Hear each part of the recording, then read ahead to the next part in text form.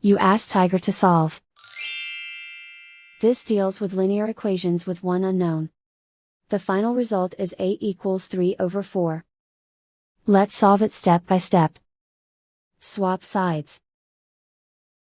Group all constants on the right side of the equation. Add 13 to both sides. Simplify the arithmetic.